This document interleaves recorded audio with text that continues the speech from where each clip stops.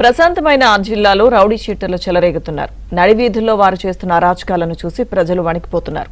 పైగా పోలీసులకే సవాల్ విసురుతున్నారు. ఈ వ్యవహారంపై పోలీసు ఉన్నతాధికారులు పూర్తి స్థాయిలో దృష్టి సారించారు. ఇంతకీ రౌడీ షీటర్లు చేస్తున్న దందా ఏంటి? పోలీసులు తీసుకోబోయే యాక్షన్ ఏంటి?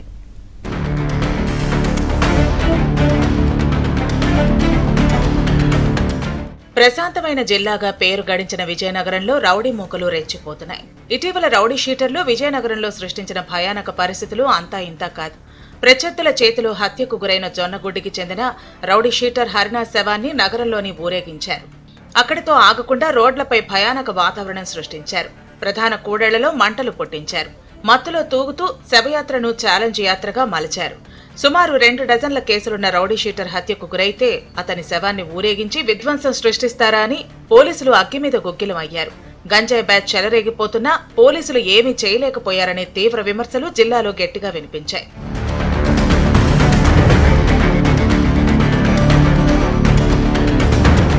ఇక తామేంటో చూపించాలని పోలీసులు నిర్ణయించుకున్నారు.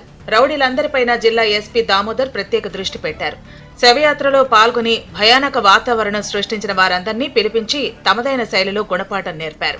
విజయనగరంలో రౌడీ షీటర్లు అనే మాటను కూడా జీర్ణించుకోలేకపోతున్న పోలీసులు ఈసారి రౌడీలు చెలరేగితే ఎన్కౌంటర్ కి కూడా వెనుకాడని నిర్ణయానికి వచ్చినట్టు తెలుస్తోంది. ఒక రౌడీ షీటర్ గారు చనిపోతే కుర్రాడికి 22 ఇయర్స్. ఈ కుర్రాళ్ళంతా కూడా అక్కడ పనిచేసే వాళ్ళంతా కూడా తాపీ మేస్టర్లు, ఎలక్ట్రీషియన్స్, ప్లంబర్స్ వీళ్ళంతా కూడా ఆ కాలనీ వాళ్ళు కూడా వీళ్ళు తెలియకుండా వీళ్ళు ఏం చేశారంటే తాగిన దీంట్లో ఒక్కొక్క జంక్షన్లో కొంత హడావిడి చేశారు. అందుకనే వీళ్ళందరినీ ఐడెంటిఫై చేసి ఇక్కడ మంచి కౌన్సిలింగ్ ఇచ్చాం. ఆ కౌన్సిలింగ్ అలాగే వాళ్ళ మీద కేసులు పెట్టడం జరిగింది. వాళ్ళ వెహికల్స్ అన్ని సీజ్ చేసాం. అలాగే నిన్న మొన్న జొన్నగుడి, లంకాపట్నం, పడాలపేట ఏరియా అంతా కూడా మొత్తం కంటిన్యూస్ అబ్జర్వేషన్. ఇంకా రోడ్డు మీద ఎవరైనా కూర్చొని ఇబ్బందులు పెట్టినా ఇలాంటి కార్యక్రమాలు చేస్తే వాళ్ళకి ఇంకా పోలీసు స్టైల్లో కౌన్సిలింగ్ ఉంటుంది. వీళ్ళందరి మీద పీడీ యాక్ట్లు ఇస్తాము. అంటే 1 ఇయర్ ఉంటారు జైల్లో వీళ్ళు. లేదు అంటే వాళ్ళు సక్రమంగా ఉంటే డిసిప్లైన్గా విజయనగరం టౌన్లో ఉండాలి. లేదు అంటే వాళ్ళని ఇక్కడి నుంచి పంపించే కార్యక్రమం, లేదా వాళ్ళే వెళ్ళిపోయే పరిస్థితి వాళ్ళు తెచ్చుకుంటే వాళ్ళు వెళ్ళిపోవాల్సి ఉంటుంది. ఇది సీరియస్ వార్నింగ్.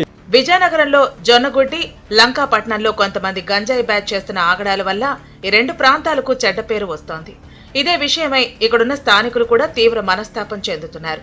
దీంతో పోలీసులకు సమాచారం అందిన ప్రతిసారి జొన్నగుడ్డి, లంకాపట్నంలో సోదాలు నిర్వహిస్తున్నారు.